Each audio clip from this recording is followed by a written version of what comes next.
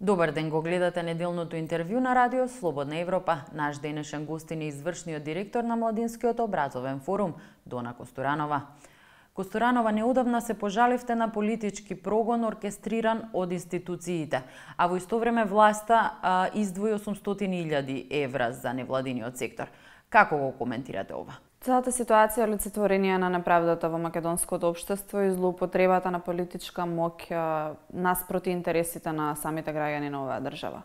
Додека во исто време државата мајка и маќа, додека во исто време се повикуваше на политички прогон кон невладини организации, се ангажира 6 институции да вршат секојдневни контроли и буквално да ги целосно осакатат организациите во моќта да се работат својата секојдневна работа. Истовремено владата одлучи да го додели најголемиот фонд до сега, во најголемите износи на индивидуални договори до сега на невладини организации.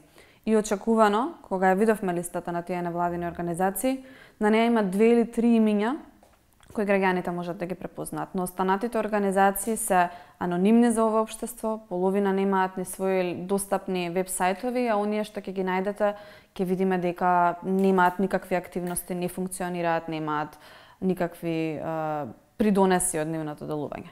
Така што итно треба да се преиспита и повлече таа одлука за доделување на најголемиот износ досега за невладини организации во вакви околности. Техничката влада ниту има мандат, ниту има право да доделува вакви средства и истовремено хајката врз невладините, што е еден од најнеправедните процеси на малтретирање од страна на државните институции, треба да запре и да се преиспитаат сите донесени одлуки и записници од истата. Тогаш која е целта на издвојување средства за овие анонимни организации?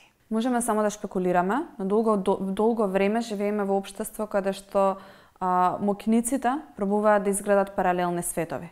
Додека имаше средношколци од средношколски пленум кој бараа да се укине математиката, Министерството тогаш одлучи да преговара со анонимна, непостоечка организација со неактивен статус во Централен регистар, што се представуваше себе си како некаква унија. Веројатно, целта е да се поттикнат и издигнат нови послушници на власта, односно на претходната власт, кои што ќе на некаков начин представуваат некакво граѓанско општество без вистински да работат секојдневно и да се борат за правата на граѓаните.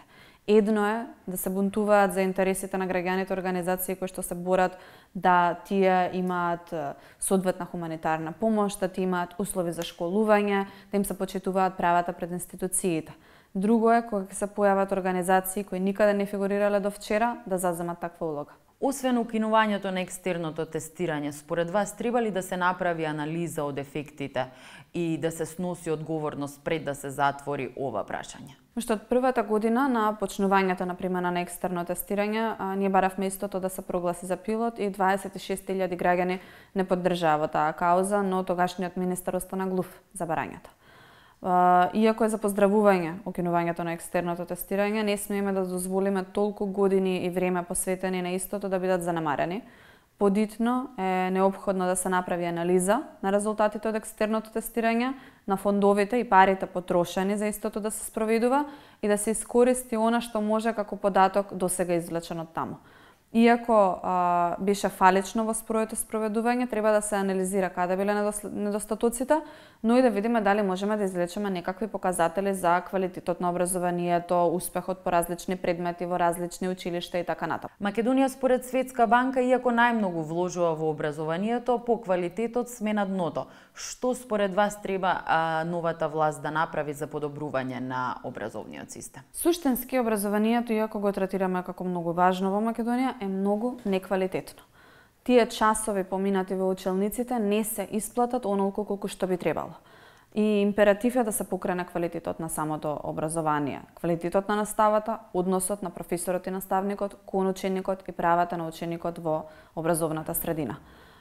За да се направат тие работи, треба темелно да се преиспита образованието и веќе постои некаква нацрт стратегија за образование, таа треба да се ревидира и да се усвои и да не се прават мерки избрзано, туку да се прават плански и со намера да имаат некаков ефект за 2, 3, 5 години од сега. Ако нешто научивме од пропустите во образованието, е дека сите тие средства вложени во образованието пропаднаа само затоа што беа неплански инвестирани. Правиме компјутер за секое дете, училиштата немаат функционални тоалети и компјутерите се крадат. Тоа се пропаднати пари. Воведуваме екстерно тестирање, немаме квалитетен начин да го реализираме, тоа се пропаднати пари. Значи, не смееме да носиме одлуки без тие да бидат предмет на анализа и долгорочен план. И второ, има и други работи кои што итно треба да се ревидираат. Не е само средното образование и високото образование, не е решен проблемот со предлог измените за законот.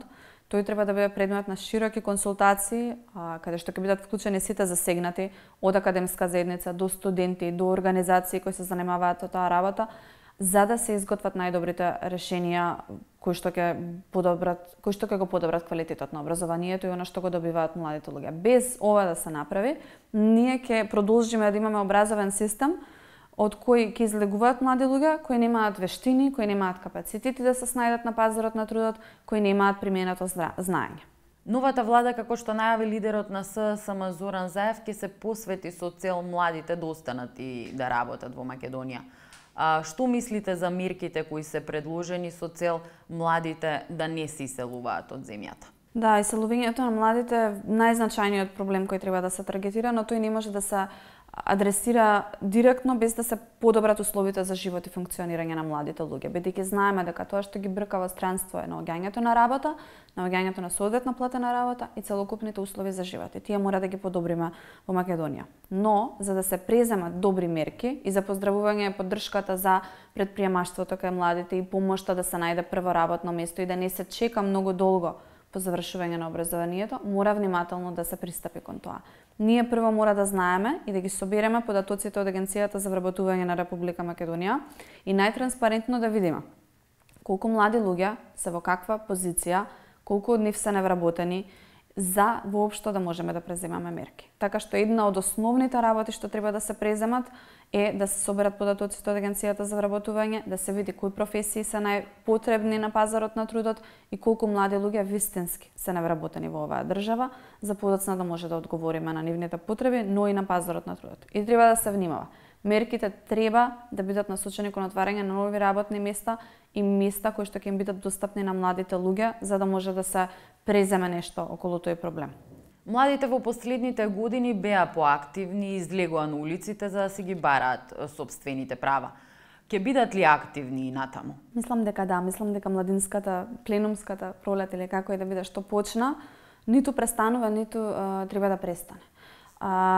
Студентите беа оние кои што придвижија една граѓанска свест во целото општество и кои го пребриша поимот апатични од неговата употреба заедно со млади во иста реченица. Покажаа дека има креатива, дека има полет и дека има капацитет затоа што они не само што протестираат, туку и бараа вистински политички промени во конкретен сектор, односно во високо образование. Младите луѓе треба да покажат дека се тука да бидат активни во општеството и да се обидат да ги катализираат своите идеи кон власта и кон институциите. И верувам дека тоа ќе се случи. Треба многу работи да се подобрат, а младите луѓе имаат за што да се борат. Она што можам да го посочам е дека власта треба да биде отворена да ги чуе нивните идеи, да им остави простор да делуваат и да се самоорганизираат. Има и многу работи што треба да се расчистат. Беа нанесени многу големи неправди на младите луѓе, посебно со насилството на 5 мај, упадот од полицијата во универзитетската библиотека да ги бара студентите што учат во 11 часот. Полициската бруталност на 30 јуни минатата година по изборите за студентски парламент, тоа се исто така неправди кои што треба да се расчистат и одговорност да се презема од страна на институциите кои физички се изживуваа врз младите луѓе и студентите, меѓу другото за да биде задоволена правдата и да нема веќе селективност во постапувањето. Очекувате ли од новата влада, освен со младите, да соработува и со невладиниот сектор наместо да врши притисок врз него? Апсолутно. Инсистираме како и организација да институциите бидат отворени за соработка со граѓанските организации. Впрочем, тоа беше најавено, но ќе видиме како ќе тече таа соработка, затоа што ние како организации веќе имаме многу јасни барања кои што се формулирани и опатени кон институциите во насока на препораки. Наша должност е како граѓански организации да се бориме да бидат заштитени правата на граѓаните, институциите да бидат отчетни и одговорни и да работат за своите граѓани. И ќе бидеме тука и да го правиме тоа. Ќе бидеме овде да продолжиме да застапуваме, да мониторираме, да аргументираме и да ги презентираме нашите ставови. И се надеваме дека институциите ќе бидат отворени за таа соработка и ќе ги прифатат тие препораки. Граѓанското општество има улога да биде коректив на власта во секое општество.